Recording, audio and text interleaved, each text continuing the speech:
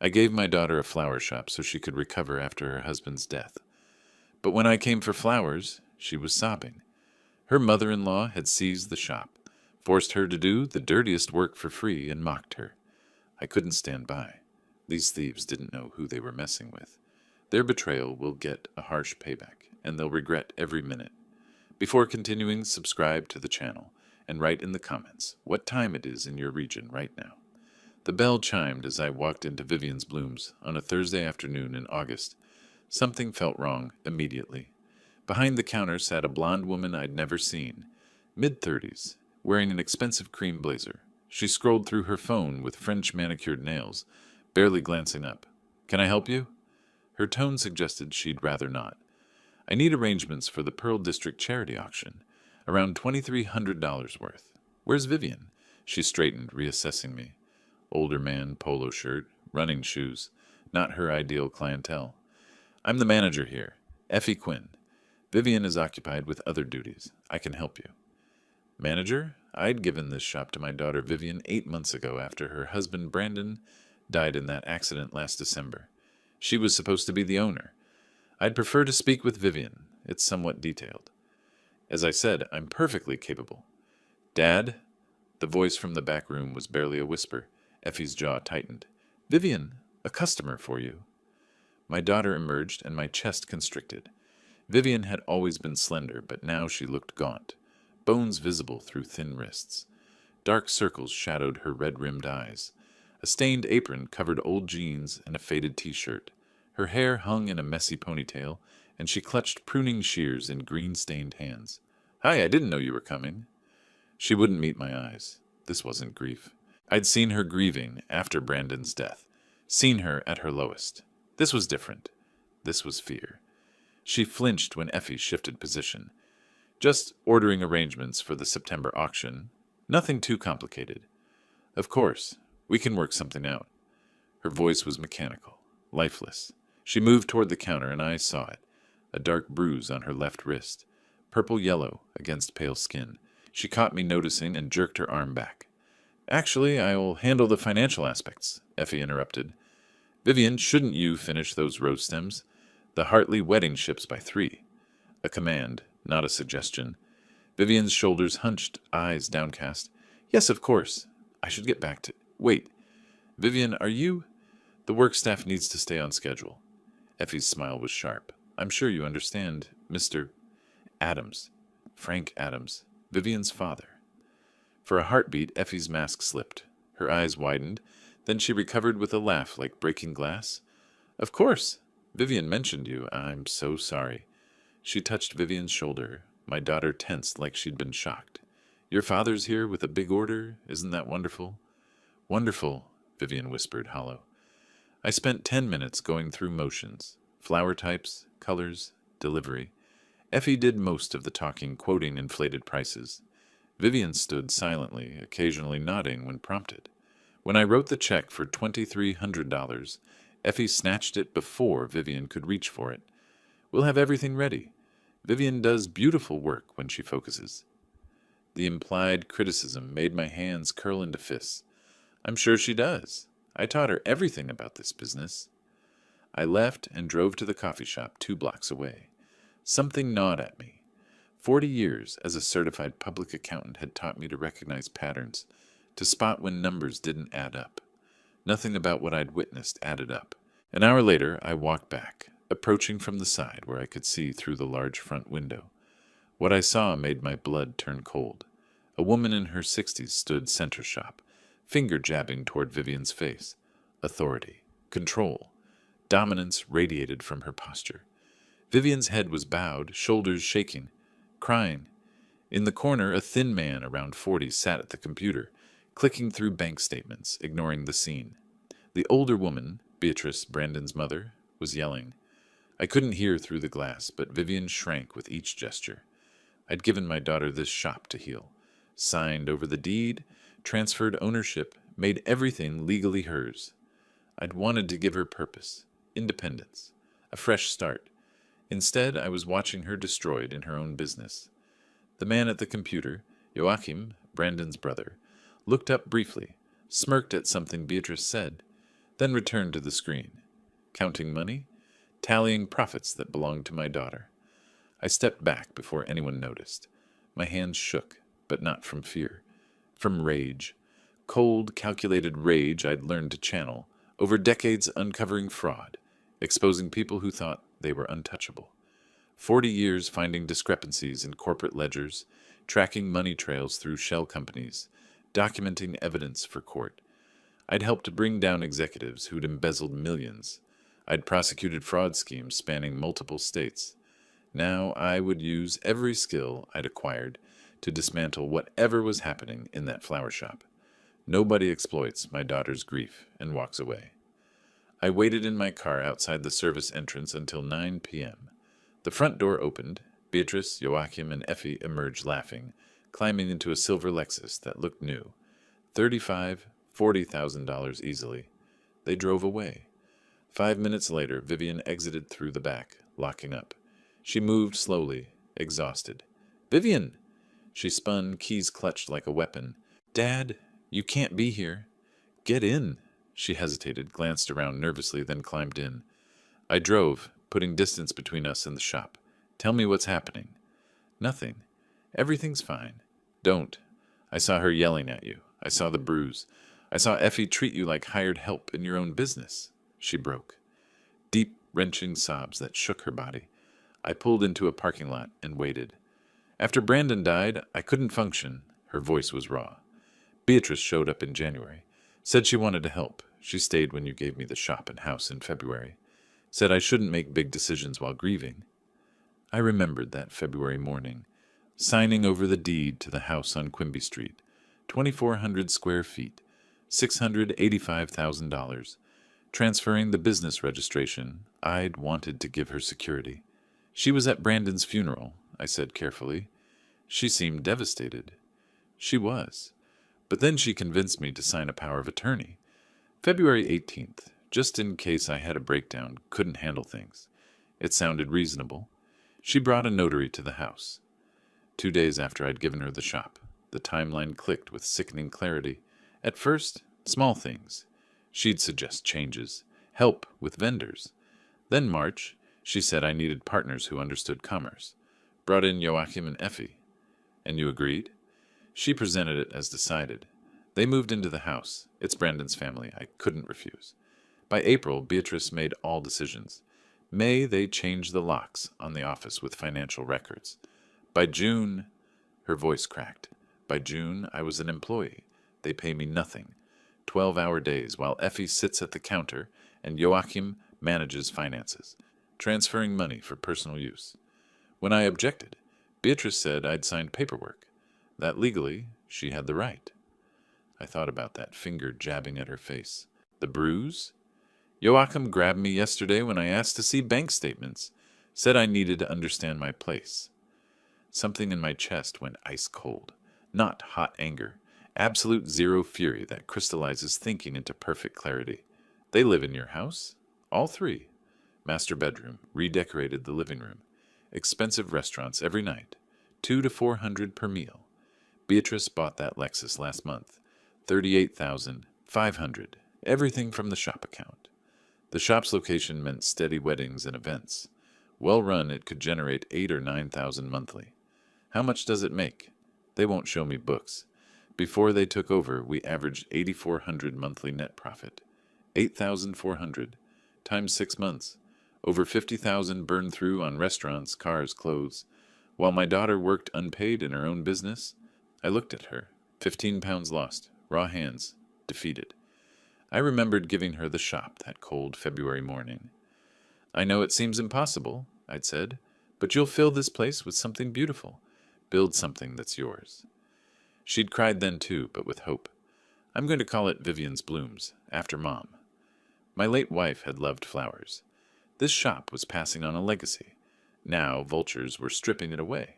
When Beatrice said to go to court, what exactly did she say? Vivian whispered, repeating words burned into memory. She said, "You signed the documents. Legally, I have the right to manage your business. If you don't like it, take me to court. But you don't have money for a lawyer. Everything goes through me now." Silence stretched. Then I spoke quietly. The flowers for the auction, I don't actually need them. Vivian looked confused. What I need are all the documents you signed. Every paper Beatrice had you sign. Can you get them? Maybe. Beatrice keeps them in the office filing cabinet. Get them. Photograph every page with your phone. Send them to me. She nodded slowly. Something flickered in her eyes. Not quite hope, but not complete despair. What are you going to do? I thought about 40 years tracking money, building cases, finding weak points in fraudulent schemes, people who'd underestimated a quiet auditor in reading glasses. I'm getting your business back, your house back, and Beatrice, Joachim, and Effie will understand that stealing from my daughter was their biggest mistake. But the power of attorney can be revoked. Oregon law says you can revoke any time if you're mentally competent, and you are. Depressed, exhausted, exploited, yes, but competent. I looked at her directly. For 14 days, go to work and pretend nothing changed. Let them think they've won. Can you do that? She wiped her eyes. I saw a flash of the strong woman she'd been. Yes, I can do that. Good, because in 14 days, I'm taking you out, and Beatrice Quinn will learn you don't steal from Frank Adams' daughter and walk away clean. I dropped her at her car and watched her drive to the house that should have been sanctuary. Then I sat, engine running, thinking. They'd made a fundamental error. Assumed a retired old man would be easy to deceive. That family obligation would keep Vivian compliant. That paperwork equals power. 4 decades in corporate auditing taught me one truth. Paperwork can be created, and paperwork can be destroyed. People who rely too heavily on a single document haven't thought about what happens when that document becomes worthless. I pulled out my phone and started a list. Private investigator, business attorney, notary, perhaps a call to an old colleague at the IRS. Beatrice Quinn thought she'd won, thought she'd secured comfortable retirement by exploiting a grieving widow. She had no idea the war hadn't even started. Friday morning, I sat in my garage workshop, sandpaper gliding across a wooden planter box. My phone buzzed. Photos from Vivian. Power of attorney documents, all dated February 18th, 2 days after I'd given her the shop. Beatrice hadn't wasted time. I made the first call. Quentin Brooks, private investigator. Brooks Investigations. Mr. Brooks, I need surveillance on 3 individuals and financial background checks. Discreet and thorough. What's the situation? My daughter owns a flower shop in Pearl District. 3 people took control using a power of attorney. I need documentation of how they're spending her money. Business fraud, $1,500 initial plus $200 daily for surveillance. About a week to build a solid case. $3,500. Worth it. When can you start? This afternoon. I gave him everything. Names, addresses, the Lexus plate, shop and house locations. I also need their financial vulnerabilities. Credit debt, liens, anything showing desperation. Public records. You'll have preliminary results tonight.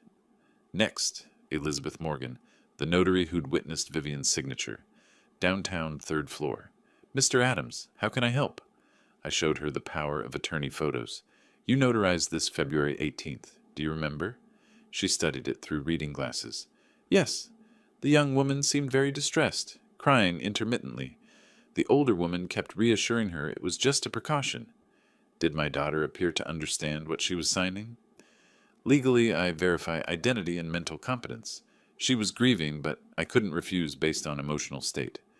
However, she paused, I noted in my records that she seemed uncertain about the terms. That's unusual. Would you provide a statement? If subpoenaed, or if your daughter requests it directly. Leverage. Everything was leverage. My phone rang. Quentin already. Public records show Joachim Quinn has a judgment against him. $23,000 in credit card debt. Collection agency filed suit 3 months ago. $23,000. That explained the desperation. What about Effie? Surveillance starts now. We'll document everywhere they go, everything they buy. Call me tonight. Final stop. Alan Foster's law office. Downtown, modern, sharp-eyed attorney, 52, business and property law specialist. Mr. Adams. Power of attorney dispute? I laid out everything. He read methodically. The document's legally valid, he said finally, but revocable any time by your daughter, assuming mental competence. She's competent. traumatized, and exploited, but competent. Then we revoke it. However, that won't recover money already spent. For that, we prove breach of fiduciary duty.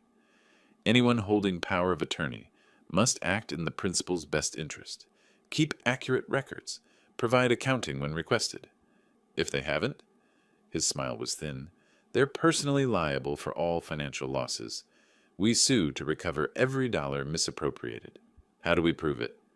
Financial records, bank statements, documentation showing business funds used for personal expenses. I'm working on that. Once you have proof, we demand full accounting. If they refuse or provide fraudulent information, it strengthens our case. We can also file complaints with Oregon Department of Revenue for misreported expenses. Timeline? Revocation happens immediately once your daughter signs. Recovery takes months, if contested, but we can make their lives very uncomfortable meanwhile. Good. Start preparing documents. He nodded. If they've damaged her property, the house, document everything. Photos, professional assessments, additional damages we can claim. That evening, Quentin called with surveillance results. Your instincts were right. Beatrice and Joachim, lunch at Clyde Common, $237. Effie shopping at Pioneer Place, spent $4,200 at Michael Kors. Business account card, $4,200 on handbags while Vivian worked unpaid. Keep watching. Document everything. Also, the Lexus. Purchased July 15th. $38,500. Financed through the shop's business credit line. 0 down. They'd leveraged Vivian's business credit. Breathtaking arrogance. I sat in my workshop that night watching evening light fade. The planner box sat half-finished. Tomorrow I'd complete it, sand it smooth, make it perfect. The same way I was perfecting my approach. They'd mistaken legal authority for invulnerability. Thought a piece of paper made them untouchable. But legal authority only works when the other side doesn't know the rules better. And I'd spent 4 decades learning every loophole, every requirement, every way to turn confidence into downfall. Beatrice Quinn wanted to play games with paperwork. Let's see how she likes it when someone who actually understands the game starts playing back. Saturday morning, Vernon Hill returned my call. We'd worked together 15 years ago. He was IRS then, now a private tax consultant. Frank Adams, what's this about? I explained the situation, not as a father, but as someone who'd discovered potential tax fraud. Running personal expenses through business accounts? His voice sharpened. Textbook fraud. The IRS loves these cases. Can I file anonymously? You report as a concerned party. Oregon Department of Revenue handles state taxes. Coordinates with IRS. Provide documentation. They'll investigate. What documentation? Bank statements showing questionable transactions. Photos of personal purchases. Anything proving they're claiming personal expenses as business deductions. If they can't provide proper records? Vernon laughed. Penalties, back taxes, possible criminal charges. At minimum, an audit that'll cost them more in fees than they stole. Perfect. I'll send you what I have. Make sure your documentation's solid. The state doesn't like wild goose chases. Trust me, it'll be solid. Quentin's reports came daily. Sunday, Le Pigeon dinner, $342. Monday, Effie at Day Spa, $620. Tuesday, Joachim at Sports Bar, repeatedly using the business card. Every transaction photographed and documented. By Wednesday, I had everything needed. I spent that evening organizing evidence. Bank statements Vivian photographed when Joachim left the office unlocked. Quentin's surveillance photos. Timeline showing systematic takeover. The patterns were obvious. Personal expenses disguised as business costs. No proper accounting. No separation between personal and business finances. Amateur hour embezzlement I'd seen 100 times. The kind almost insultingly easy to prosecute. I drafted the Oregon Department of Revenue complaint carefully. No emotion, just facts. Business name, owner information, suspected violations. Attached documentation. Submitted anonymously online. Friday morning, 5 days later, Vivian texted, Inspector at shop, Beatrice panicking. I allowed myself a smile. First domino fallen.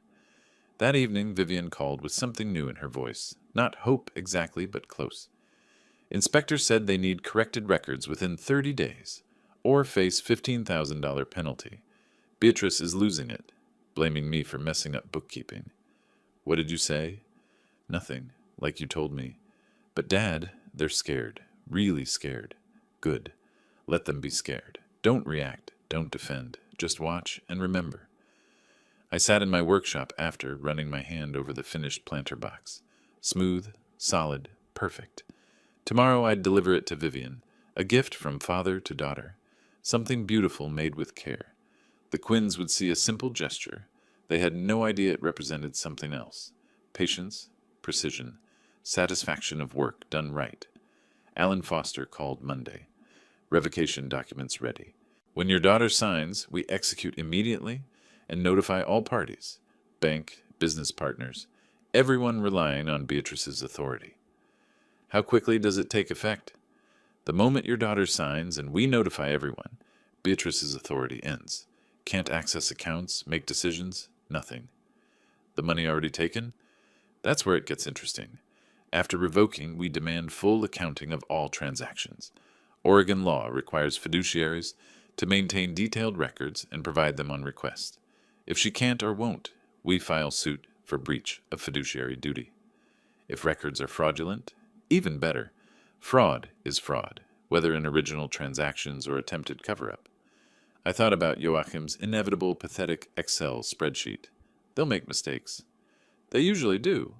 People clever enough to steal rarely think they'll need to defend themselves in court, so they get sloppy. When do we execute revocation? Whenever you're ready. But I'd suggest timing for maximum impact. If they're stressed about the tax audit, hitting them with sudden authority loss multiplies pressure. I considered this. The art of pressure wasn't just applying it was applying it at precisely the right moment, in sequence, so each blow landed before they'd recovered from the last. One more week. I want them panicked about taxes before we pull the rug completely. Alan's voice carried approval. You've done this before. Different context. Same principles. That week I watched the Quinns scramble. Quentin's reports showed arguments outside the shop. Effie crying in her car. Expensive restaurants stopped. Spending slowed to a trickle. Pressure was working. Thursday evening I delivered the planter box to Vivian at closing. She ran fingers over smooth wood, tears in her eyes. It's beautiful. For the front window. Something I made for you. She looked at me with understanding. This wasn't just a planter box. It was a promise, a reminder that her father built things carefully, patiently, with attention to detail, and that I was building something now. 2 more weeks, I said quietly. Can you hold on? Yes. Her voice was stronger. Yes, I can. I drove home as sunset painted the sky, orange and pink. My phone buzzed. Another report from Quentin. More documentation. More evidence. More nails in the coffin I was building. The Quinns thought they'd secured their future exploiting a grieving woman. They'd gotten comfortable in their theft, confident in their control. They had no idea everything they'd built was about to collapse, and I was going to enjoy watching every moment of it. September 8th, Alan Foster's office. He slid a document across his desk. This is a formal request for financial accounting. Under Oregon law, anyone holding power of attorney has fiduciary duties. They must provide full accounting when the principal requests it. I read through the letter. Professional, clinical, devastating. It demanded complete financial reports of all transactions under Beatrice's authority for 6 months. Every dollar in, every dollar out. What if she ignores it? First letter is a request.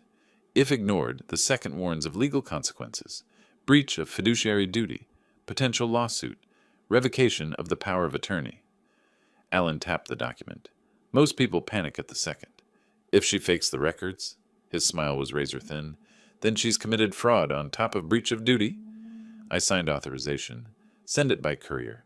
I want proof of delivery. The letter arrived that afternoon. Quentin's associate caught it on camera. Beatrice signing for it, opening it at the counter, then crumpling it and throwing it in the trash. Predictable. 7 days later, September 15th, the second letter arrived. Thicker, more official. Quentin sent surveillance video. Beatrice went pale reading it. She called Joachim over, jabbing her finger at the paper. He shook his head, hands gesturing wildly. That evening, Vivian called. They're freaking out. Beatrice says the letter is illegal harassment. Joachim's been locked in the office for hours. Let them panic. Don't react. Dad, this is really working, isn't it? Exactly as planned. 3 days later, September 18th, Joachim's financial report arrived. I spread the pages across my kitchen table and laughed out loud. Amateur hour. A basic Excel spreadsheet with categories like business expenses and operational costs.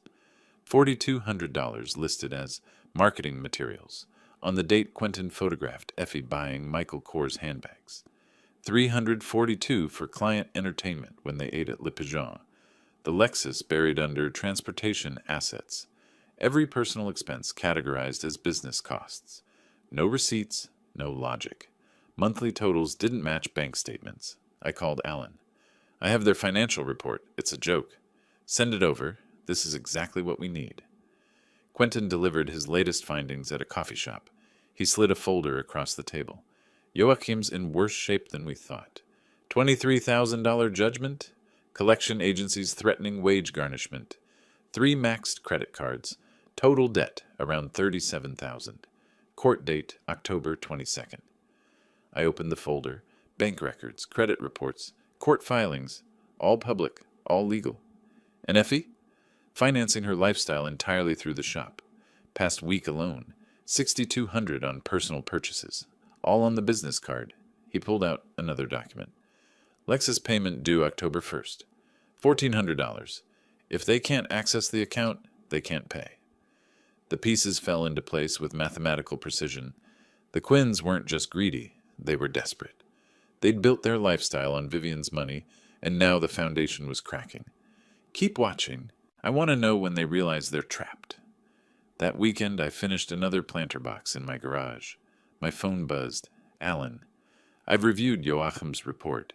Textbook fraud. I can tear this apart in 5 minutes in front of a judge. Next move? We demand a meeting to discuss discrepancies. When they can't explain, we revoke the power of attorney. But Frank, he paused, this report is so bad it's a gift.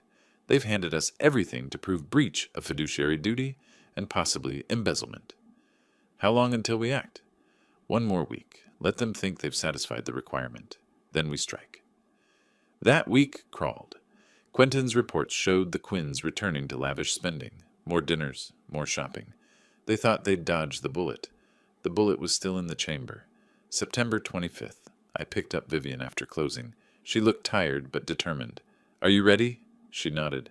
What do I need to do? Tomorrow, Alan's office. You sign 1 document. Then we watch their world collapse. She stared out at Portland lights. I'm scared. What if they fight back? They will. That's when we hit them again, harder. We have law, evidence, truth. They have lies and stolen money. This isn't a fair fight. It's a slaughter. Her smile was small but genuine. When did you become so ruthless? I'm not ruthless. I'm just very, very patient. And I've made absolutely sure that when we move, they have nowhere to run. I dropped her at her apartment. In my garage, the finished planter boxes sat in a neat row. 5 of them now, each representing a week of planning. A week of watching the Quinns dig themselves deeper. Tomorrow, we'd start filling those holes with cement. Alan Foster's office, 9 a.m. Vivian signed the revocation of power of attorney. Pen moving smoothly. Her signature, date, witnesses. Beatrice Quinn's legal authority evaporated. I'll file this morning, Alan said. Certified copies go to the bank. All vendors. Oregon Department of Revenue and Beatrice. By noon, her access to your accounts terminates. Vivian looked at me. Something fierce had awakened. How long until they know? Beatrice will try to access the account this afternoon. That's when the bank tells her. We drove to the shop. I'd hired security. Marcus, former military, 6'3", the kind of presence that makes people think twice. He was already stationed outside. 3 people will show up angry, I told him. Don't let them near Vivian. Vivian unlocked her shop. For the first time in months, she walked through as actual owner. We changed the office locks. She changed all passwords. Feels strange, she said quietly, like I'm taking back something that was always mine. You didn't forget. They made you forget. Now you're remembering. 3 p.m., Vivian called. The bank just called Beatrice. I heard her screaming. She's calling me now. Don't answer. 5 minutes later, forwarded voicemail.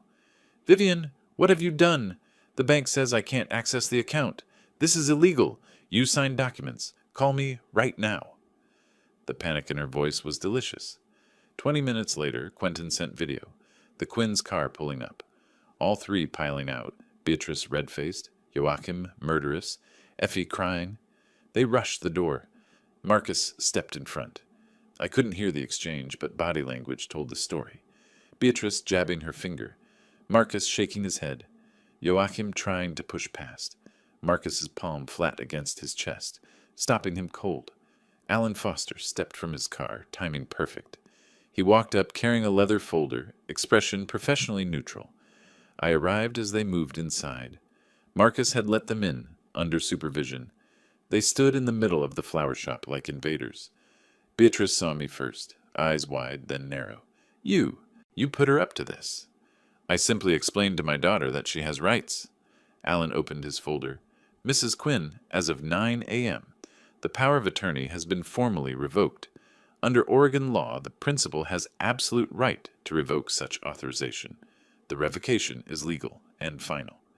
Beatrice's face went red to white to blotchy purple. "This is illegal. I have rights. We have a contract." "You had a power of attorney, which is conditional authorization that can be revoked at will. It has been revoked." Alan's voice never changed pitch. "You no longer have any authority over Ms. Adams Quinn's business or finances." Joachim stepped forward, his hands clenched, jaw tight. "You can't just kick us out." "You were managing under authority that no longer exists," Alan said. "As of now, you're trespassing. Miss Adams Quinn is offering courtesy of leaving voluntarily. If you refuse, she'll call police." Effie's voice came out shrill. "This is insane. We gave up everything to help her." I couldn't help myself. "From what I've seen, Vivian did the work while you three spent the profits." "You abandoned Vivian." Beatrice's voice shook. "You gave her this shop and disappeared. We were here." "I gave her this shop and house as gifts, not payment for your services. You exploited her grief, manipulated her, then stole for 6 months. That ends today." Vivian stepped forward. "You need to leave. Now." Beatrice's face crumpled with rage. "We'll sue. We'll take everything." "Actually," Alan said, opening another page, "you should be more concerned about this. Formal demand for financial accounting. We've reviewed Mr. Quinn's report.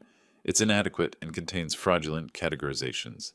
Under Oregon law, you have 45 days to provide accurate accounting and return misappropriated funds, or we file civil lawsuit for breach of fiduciary duty." Joachim's face went gray. Actual gray, like blood drained out. His mouth opened, closed. Eyes darting to Beatrice, to Alan, to me. "How much?" "Preliminary estimates suggest approximately $47,300 in unauthorized personal expenditures," Alan said. Effie made a sound like a wounded animal. 47,000? That's not...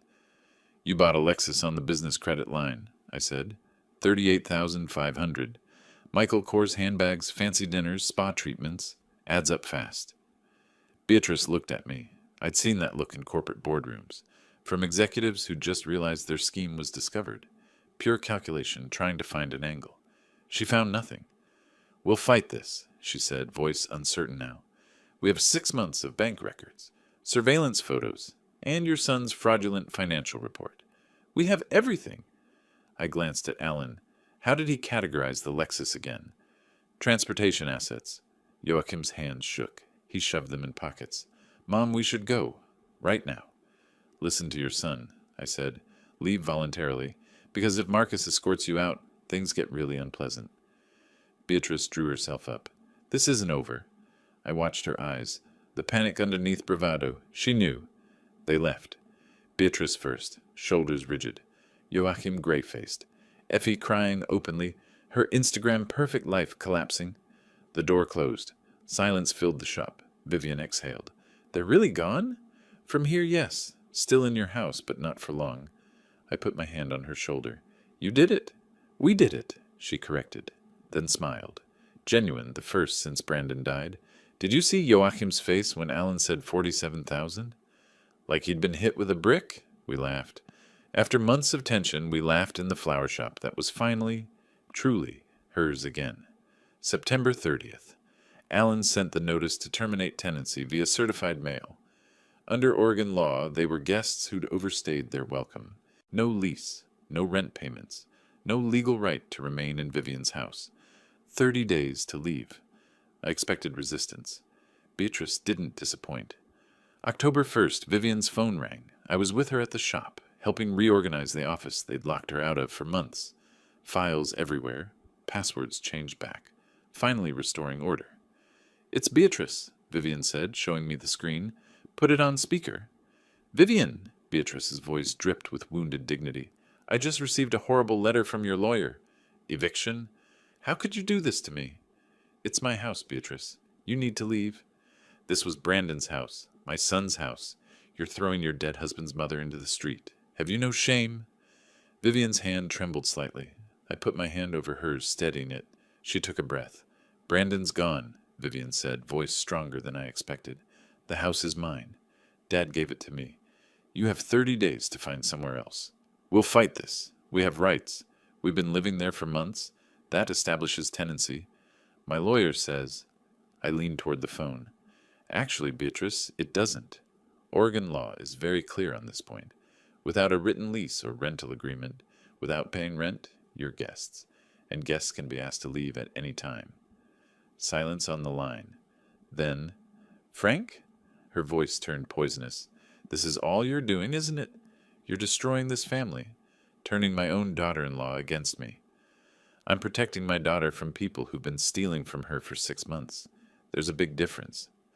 She hung up hard enough that the phone made a sharp sound through the speaker. "That went well," Vivian said with a shaky laugh. 3 days later, Alan called me. Beatrice hired an attorney, Donald Mercer, bottom-tier estate lawyer, probably charging her $200 an hour to tell her exactly what she wants to hear. Which is? That they have implied tenancy based on oral agreements and established residency. It won't work. Oregon courts absolutely require written leases for tenancy rights, but he'll drag it out, bill her for consultations, maybe file a nuisance motion or two. How long can they delay the inevitable? Maybe 2 weeks maximum. Then a judge looks at the complete lack of evidence and rules for Vivian. 2 weeks. The Quinns were buying time, probably hoping we'd panic and negotiate. They didn't understand that negotiation requires leverage, and theirs had completely evaporated. October 7th, they still hadn't moved a single box. Time for the next move. I hired Mark Sullivan, a property assessor I'd worked with years ago when I was auditing real estate holdings for clients. He met me at Vivian's house while the Quinns were out. Quentin had confirmed they'd gone to meet with their overpriced lawyer. Mark walked through the house methodically with his camera and clipboard, documenting everything. The master bedroom looked like a hotel room after a rock band had stayed there for a month. Stains on the carpet, burns on the dresser where someone had carelessly set down hot items. The bathroom mirror had a crack running through it. "Master bedroom carpet needs complete replacing," Mark said, writing carefully. "Estimate $1,800. Dresser damaged beyond any repair, $900. Bathroom mirror, $300 to replace." Living room. Dark red wine stains on Vivian's cream-colored sofa. Coffee rings permanently marking the antique end tables she'd inherited from her grandmother. "Sofa needs professional cleaning or replacement, $1,200. End tables require professional refinishing, $800 minimum." The kitchen was somehow even worse. Grease splattered on walls they'd apparently never bothered to clean. A broken cabinet handle. Scorch marks on the beautiful granite counter. By the time Mark finished his thorough inspection, the total damage was $8,700. "I'll have the official written report by tomorrow morning," he said, closing his folder, "complete with photos, itemized damages, and contractor estimates for every repair." "Perfect. Send it directly to Alan Foster's office." That same evening, Alan filed a civil claim for property damage. The Quinns didn't just need to leave. They now owed Vivian substantial money for what they'd destroyed. If they refused to pay, we'd get a court judgment and start garnishing whatever assets they had left. The Lexus, Effie's designer handbags, whatever they'd managed to buy with Vivian's money. October 10th, Quentin sent me a video clip. Joachim had shown up at the flower shop, pacing outside like he wanted to start something. Marcus, our security guard, stood firmly at the door. I was in my workshop when Vivian called, voice tight. "Joachim's here. He says he wants to talk to me. Marcus won't let him inside. I'm on my way. Don't engage with him. I arrived in 15 minutes. Joachim stood outside on the sidewalk, pacing like a caged animal. When he saw me climbing out of my car, his face darkened with barely contained rage. "This is between me and Vivian," he said. "Everything involving my daughter is between you and me now," I said calmly, walking up to stand next to Marcus. "You've poisoned her against us. We helped her. We took care of her when she had nothing. You stole from her? There's a significant difference between those two things." His hands clenched into fists at his sides. Marcus stepped forward slightly, just a subtle reminder of his presence and capability. Joachim noticed and backed up half a step despite himself. "We just want to talk, work something out like reasonable people. This is family business. Family doesn't steal. Family doesn't exploit grief. Family doesn't leave bruises." I pulled out my phone, opened a photo, the bruise on Vivian's wrist from back in August, the day I'd discovered what was really happening. "I have this. I also have surveillance footage of you physically grabbing her arm when she dared to ask to see financial records. I have video recordings of you threatening her, multiple instances." His face went pale, then flushed red. That's not... "You did. All of it. And if you come anywhere near my daughter again, I'm filing an official harassment complaint with the police." "That's criminal, Joachim. Not civil law. Criminal charges. You want a criminal record? Because that's exactly what happens when you keep threatening people who have evidence against you." He opened his mouth, closed it. I could see the calculation happening behind his eyes, weighing his desperation and anger against the very real consequences I was laying out. "We have nowhere to go," he said finally, voice dropping to something almost pleading. "No money, no place to stay."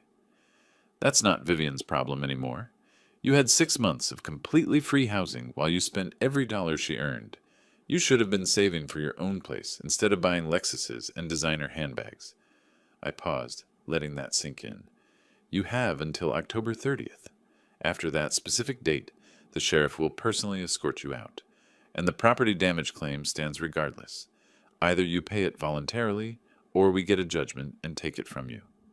Mom's going to fight this. Let her fight. Every single day she fights costs her more in legal fees she can't afford. Donald Mercer's billing meter is running constantly. How much has she paid him already? 2,000? 3?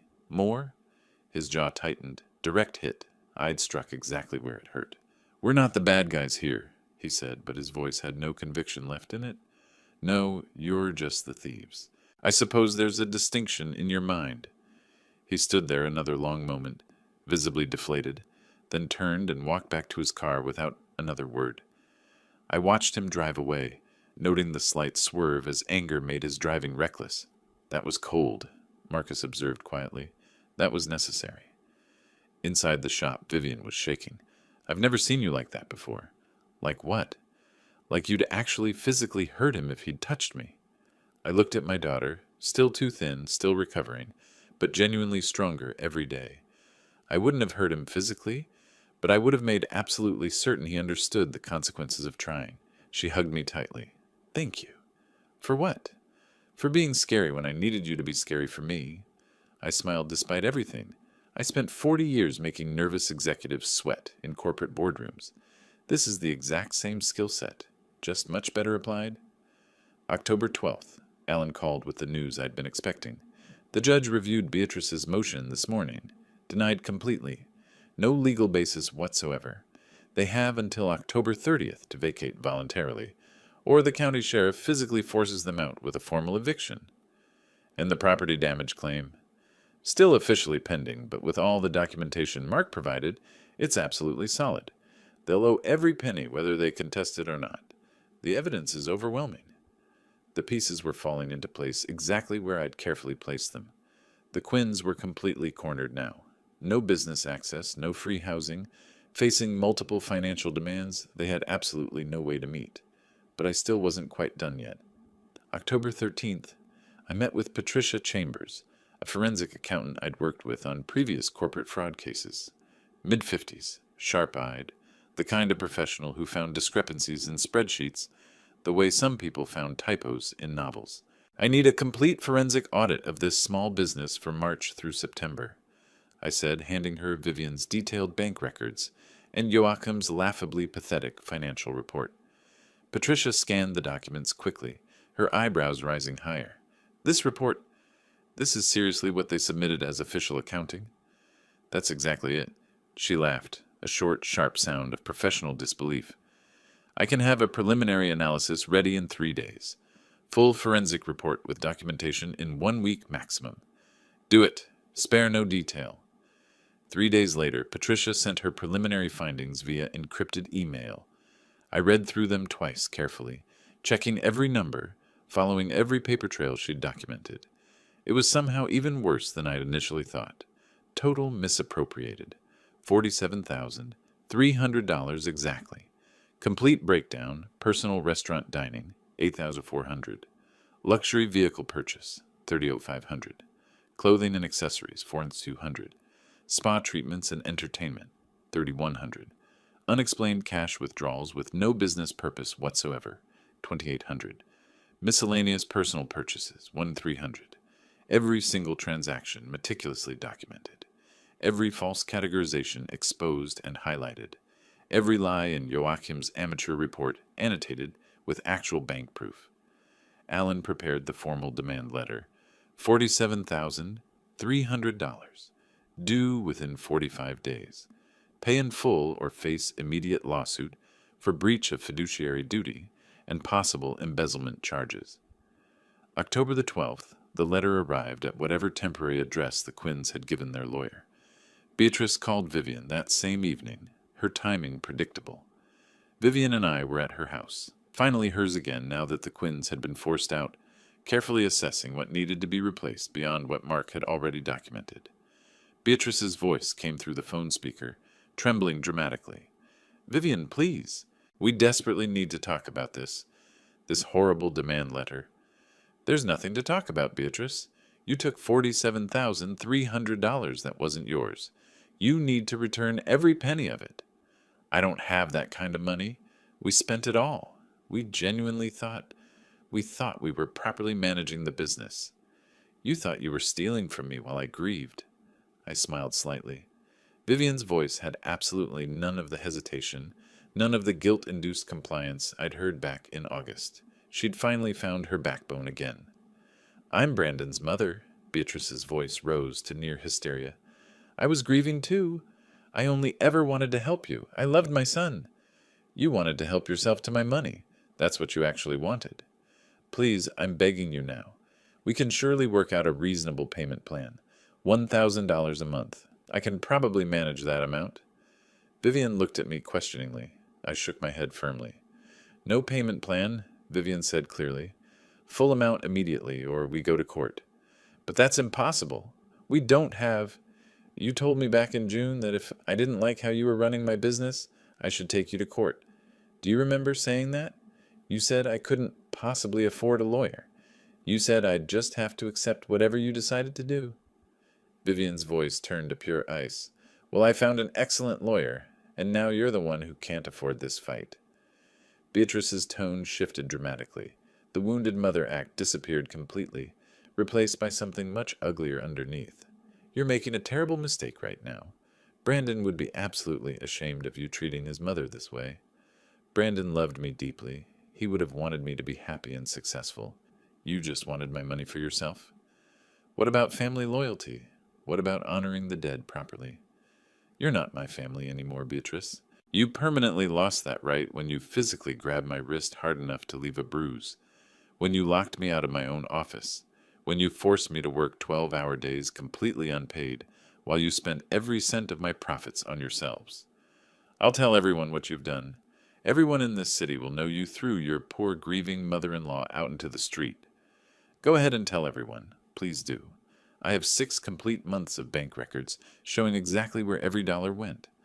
I have a professional forensic audit from a certified accountant. I have a fraudulent financial report with your son's signature on it. Tell absolutely everyone. I genuinely love for people to know what you really are underneath." Complete silence on the line. Then Beatrice hung up without another word. Vivian sat down heavily on the repaired sofa. Did that really just happen? Did I actually say all that to her? You just won, I said firmly. Completely and totally. She's going to keep fighting, though, isn't she? She's certainly going to try. But she has literally no ammunition left. No money, no leverage, no legal ground whatsoever to stand on. She's finished. October 15th.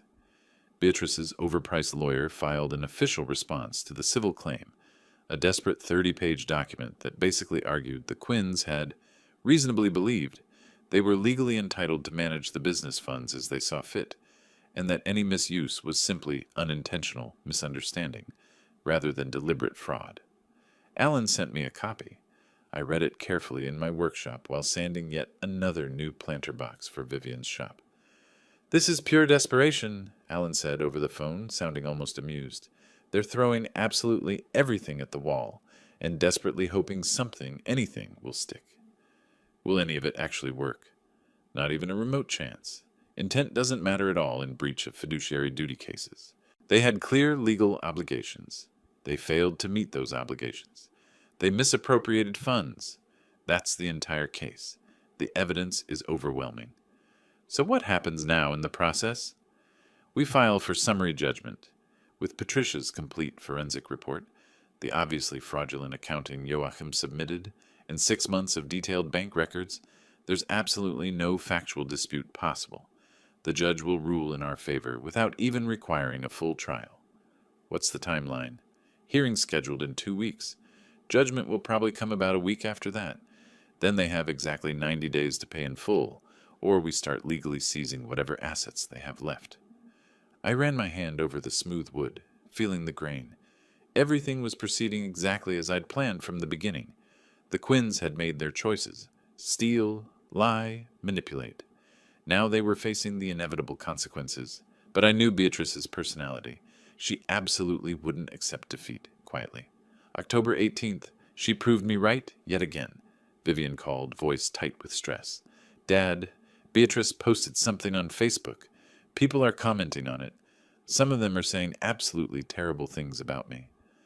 I pulled up Facebook on my laptop. Beatrice's post was public, written in the wounded victim tone she'd perfected over months. After my beloved son's tragic death, I moved to Portland specifically to support his grieving widow. For 8 long months, I've poured my heart and soul into helping her maintain the business her father gave her. Now she's cruelly throwing me out of my son's home, the home where I still feel his precious presence every day. She's falsely accusing me of theft. She's turned my own family against me. This is how she honors Brandon's memory, by destroying his mother. Comments ranged from genuinely supportive to absolutely vicious. People who didn't know any of the full story. People who only saw a grieving mother being mistreated by her ungrateful daughter-in-law. People calling Vivian selfish, ungrateful, heartless, cruel. I watched Vivian's hard-won confidence crack slightly, the old self-doubt creeping back in. Don't read those comments, I said firmly. We're going to handle this situation completely differently. How? By telling the absolute truth to the people who actually matter to your business and life. I started making phone calls. Vivian's regular customers, her flower vendors, the people who'd known her well before the Quinns arrived and during their takeover. By October 20th, I had 15 people confirmed for a special meeting at the shop. It was finally time to reveal absolutely everything. October 18th, 15 people gathered in Vivian's blooms. I'd invited her most loyal customers, the ones who'd watched her build this business before Brandon died, her flower suppliers, the baker from next door, the woman who ran the coffee shop across the street. Beatrice's Facebook post glowed on my laptop screen, projected onto the wall, her wounded victim narrative, the vicious comments from strangers. Thank you all for coming, I started. Some of you may have seen accusations online about my daughter. I want to show you the truth. I pulled up Patricia's forensic report. The numbers filled the screen. From March through September, $47,300 were taken from this business. Here's where it went. Click. Bank statements appeared. Highlighted transactions. $38,500 for Alexis, $4,200 at Michael Kors, $8,400 at restaurants. I let that sink in. While my daughter worked 12-hour days without pay, the Quinn family spent her money on luxury items. Phyllis Miller, a regular customer for 3 years, leaned forward. I knew something was wrong. Vivian used to smile when I came in. Then she just looked scared. Because she was, I said quietly. I pulled up the next document. This is the power of attorney that Beatrice Quinn convinced Vivian to sign while she was grieving. And this? I displayed Joachim's pathetic financial report. This is what they submitted when legally required to provide accounting. Notice the date Lexus was purchased. Matches transportation assets. The Michael Kors purchases are listed as marketing materials. Gary Thornton, who supplied our roses, shook his head. Beatrice tried to demand wholesale discounts from me, said she was the new owner. I told her I only dealt with Vivian. She got nasty about it. Can I ask something? This from Monica Chen, who owned the coffee shop. Why didn't Vivian fight back sooner? Vivian, sitting beside me, spoke. Her voice was steady now, because I thought I deserved it. I was drowning in grief. When Beatrice told me I'd signed away my rights, I believed her. When she said I was incompetent, I believed that too. She paused. My father showed me the documents. Showed me I still owned everything. Showed me they were thieves, not family. What happened to your wrist? Phyllis asked, pointing to the photo on screen, the bruise from August. Joachim grabbed me when I asked to see the business account. Vivian's voice didn't waver. That's when I learned what family really meant to them. Silence filled the shop, the kind of silence that hardens into something sharp. I'm asking you to do one thing, I said. If anyone asks you about that Facebook post, tell them what you know. Tell them what you saw. The truth is simple. These people exploited a grieving widow, stole from her business, and destroyed her home. Now they're facing consequences. They didn't just agree. They were angry. Over the next 3 days, Beatrice's Facebook post transformed. Her supporters vanished, replaced by comments from people who actually knew what happened.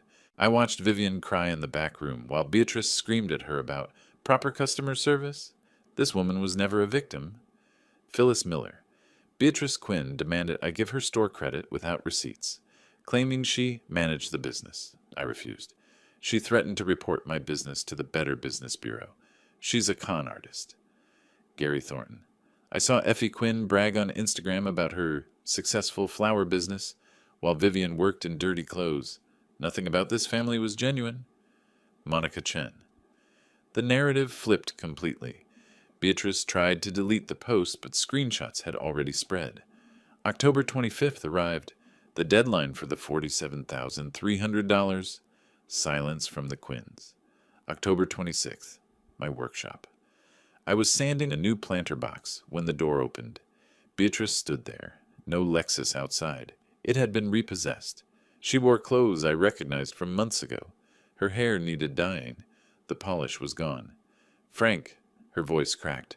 Please, I need to talk to you. I didn't stop sanding. I'm listening. I can get $10,000, maybe 12. My sister might lend it to me. She stepped closer. I'm begging you. Talk to Vivian. Tell her to accept partial payment. I'll pay the rest over time. No. Please. I'm Brandon's mother. Doesn't that mean anything? I set down the sandpaper and looked at her directly. You thought my daughter would be easy to break because grief made her weak. You thought an old man couldn't do anything about it. I picked up the planter box, examining the joints. But you forgot something. I spent decades finding people who steal and lie for a living, corporate executives who thought they were clever. They all made the same mistake you did. They underestimated the auditor. I made mistakes, but I'm not a criminal. You took $47,300 that wasn't yours. You filed false financial reports. You breached fiduciary duty. I set down the box. Those aren't mistakes, Beatrice. That's theft. That's fraud. The difference between you and good criminals is that good criminals know when to stop. What do you want from me? Nothing. I want you to face what you did. I returned to my sanding. Alan files the lawsuit tomorrow. See you in court. She stood there, deflated, then left without another word. October 27th, Alan filed the civil suit. Court date, November 2nd. November 2nd. I didn't attend. Neither did Vivian. Alan represented us with a briefcase full of evidence. Patricia's forensic report, bank statements, Joachim's fraudulent accounting, damage assessments, surveillance footage. The Quinns showed up without a lawyer. Donald Mercer had dropped them when the evidence became overwhelming. The hearing lasted 90 minutes. Alan called me afterward. Total victory. Judge reviewed the evidence. Asked the Quinns if they disputed any facts. They couldn't. Beatrice tried claiming emotional distress and grief. Judge shut it down. Said fiduciary duty doesn't have an emotional exemption. Judgment? $47,300 due within 90 days. If unpaid, we can seize assets. Her jewelry, any vehicles, bank accounts, plus $5,400 in court costs. Total, $52,700. And restraining order granted. None of them can come within 100 feet of Vivian or the shop. Violation means arrest. I smiled. Perfect. November 15th, late afternoon. I delivered a finished planter box to Vivian's blooms. The shop looked different. Alive. 2 new employees worked the counter, Sarah and Miguel, both eager and well-trained. Fresh flowers filled every surface. Customers browsed happily. The cash register actually rang. Vivian saw me and smiled. A real smile. Not the broken thing I'd seen in August. Another masterpiece? She took the planter box, running her fingers over the smooth wood. Oak. Should last 20 years. Like the others. She set it on the counter. Dad, I want to show you something. She pulled up her laptop, the business account. Revenue charts trending upward. Expenses properly categorized. Everything organized. Professional. Clean. We're on track for $9,200 this month. I hired an accountant to keep the books right. Sarah handles customers. Miguel does arrangements. I actually manage instead of just surviving. Proud of you. I got an email yesterday. She switched screens. From the Department of Revenue. The audit's closed. No violations found. They noted significant improvement in record-keeping under new management. I laughed. New management. That's one way to put it. The bell over the door chimed. We both looked.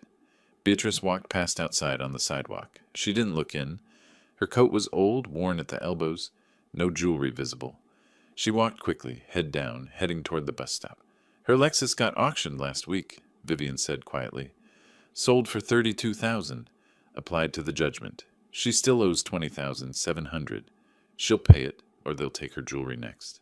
Does it feel good, watching her like this? I considered the question carefully.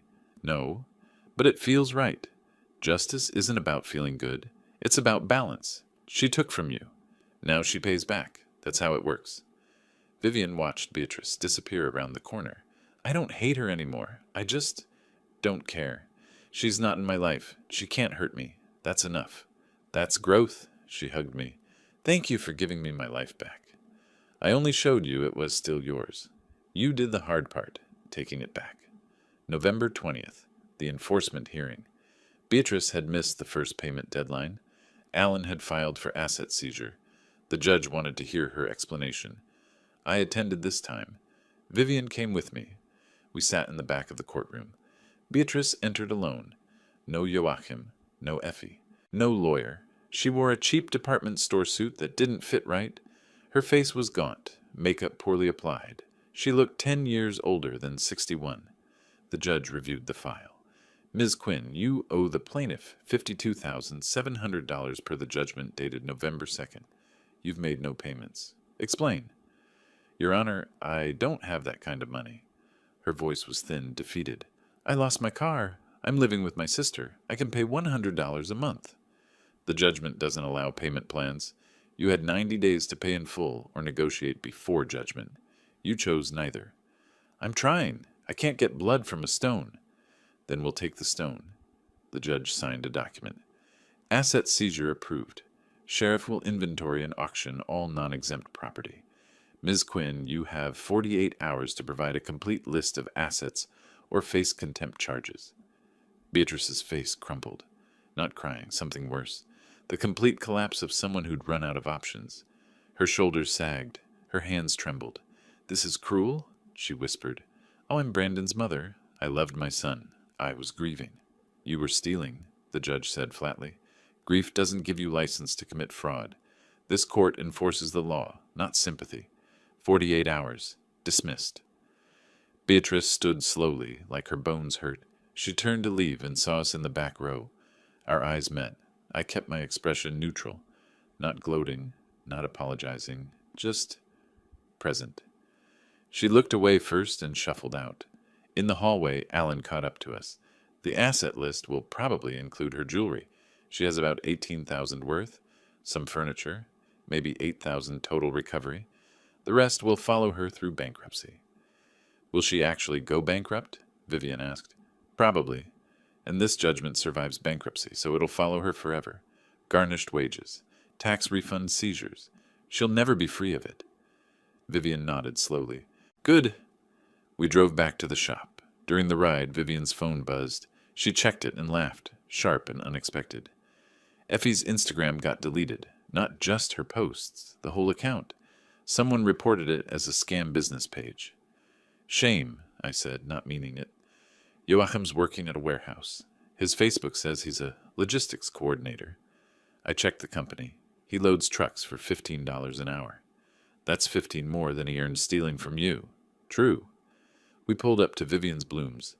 The afternoon sun made the storefront glow. Through the window, I could see Sarah helping a customer with a bouquet. Miguel arranging roses in the back, the rhythm of a business running properly. Come inside, Vivian said. I want to show you something. Inside, she led me to the office, the one they'd locked her out of for months. Now it was hers again. Organized files, clean desk, her name on a nameplate. She pulled out a framed document from her desk drawer, the deed to the shop, her name in bold letters, signed by me last February. I'm getting this professionally framed and hanging it behind the counter, she said, so I see it every day, so I remember what's mine. Smart. And I'm changing the business structure.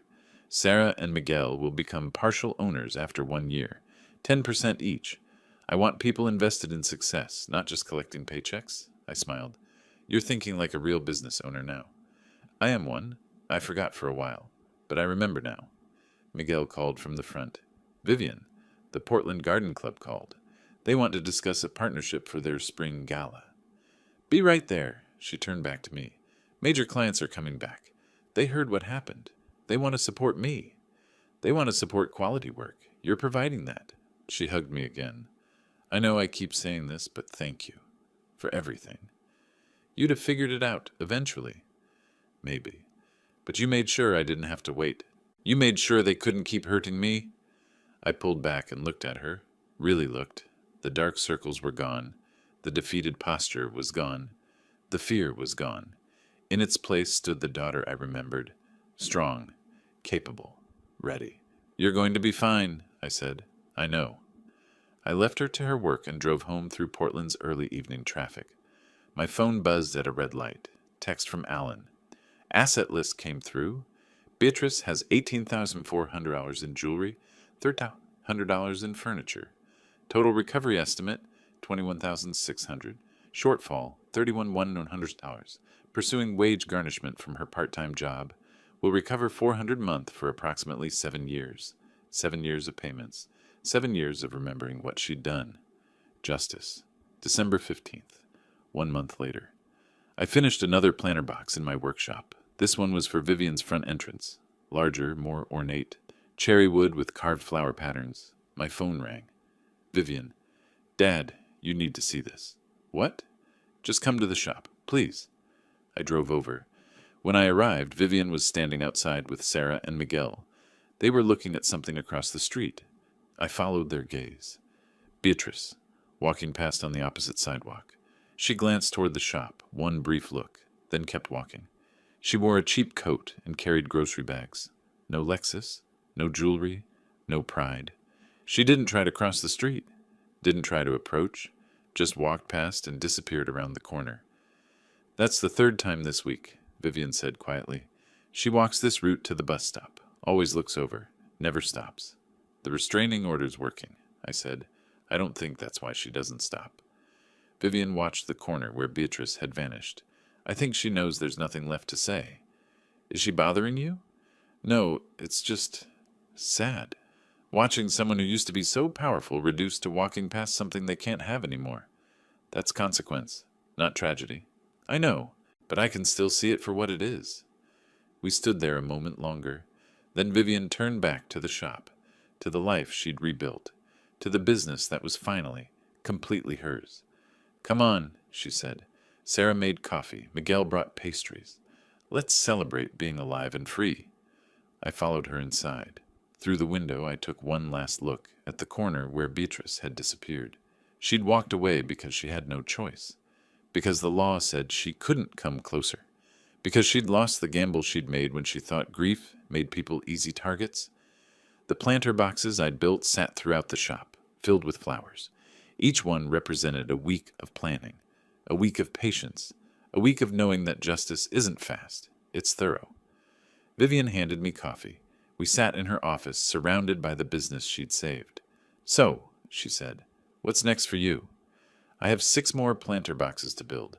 The charity auction wants custom pieces." "Besides that," I smiled, "same thing as always.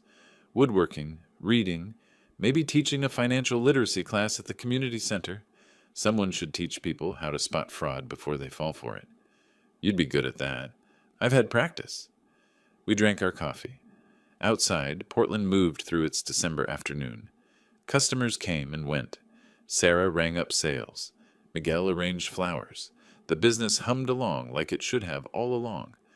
Vivian's phone chimed. She checked it and smiled. Quentin just sent his final bill, $3,500 for surveillance. Says it's the most satisfying case he's worked in 5 years. Worth every cent. Absolutely. The shop bell chimed. A customer entered asking about wedding arrangements. Sarah handled it smoothly, pulling out sample books, asking questions, building rapport. This was what success looked like. Not dramatic, just steady, just right. I finished my coffee and stood. I should go. "Let you work." "Hey, Dad." "Yeah?" "Next time I'm having a problem, I'll tell you sooner." "Good plan." I drove home through streets decorated with early holiday lights. My phone sat silent. No crisis calls, no emergency meetings, no battles to fight. The story was over. The theft had been exposed, prosecuted, punished. The victim had become the victor. The criminals faced their consequences. Justice, as it turned out, wasn't complicated. It just required patience, documentation, and the willingness to see things through to the end. I'd given my daughter a flower shop. She'd lost it to thieves. And together, we'd taken it back. That was enough. If you liked this story, please like this video, subscribe to the channel, and share your impressions of this story in the comments. To listen to the next story, click on the box on the left. Thank you for watching.